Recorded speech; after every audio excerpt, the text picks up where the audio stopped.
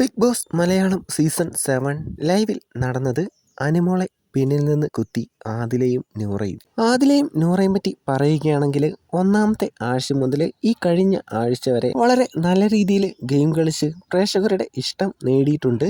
എന്നാൽ കഴിഞ്ഞ ആഴ്ച ലാലേട്ടൻ വന്നപ്പോൾ ലക്ഷ്മി ഇവരെ പറ്റി പറഞ്ഞതിനെതിരെ അതിശക്തമായിട്ട് പ്രതികരിച്ചു. ഞാൻ എൻ്റെ വീട്ടിൽ ഇവരെ കയറ്റുമെന്ന് വരെ പറഞ്ഞു. അതോടെ ആദിലേക്ക് നല്ല അഹങ്കാരം കയറി മുഖംമൂടി അഴിഞ്ഞു വീണ് തനി സ്വഭാവം പുറത്തു വരാൻ തുടങ്ങി. പുറത്ത് ഞങ്ങൾക്ക് ഭയങ്കര സപ്പോർട്ടാണെന്നും ഈ സീസൺ ഞങ്ങളിൽ ഒരാൾ വിൻ ചെയ്യും എന്ന് ആദില ഉറപ്പിച്ചു. ആ സമയത്താണ് റിയാസിന്റെ വരവ്.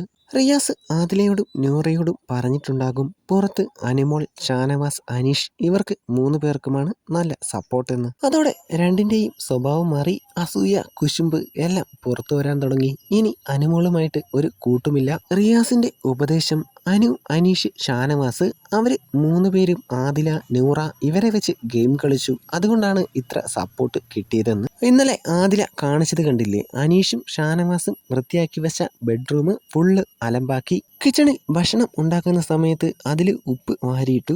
എന്നിട്ട് അവളുടെ ഒരു ന്യായീകരണവും ഹോട്ടൽ ഉടമയുടെ തോന്നിവാസിയായ മകളാണ് എന്തും ചെയ്യാന്ന്. എന്നാൽ എന്തുകൊണ്ട് ഈ പുന്നാര മോള് ബാത്റൂം അലമ്പാക്കിയില്ല? അവിടെ ചെന്ന് എല്ലാം വലിച്ച് അലമ്പാക്കി ഇടായിരുന്നല്ലോ.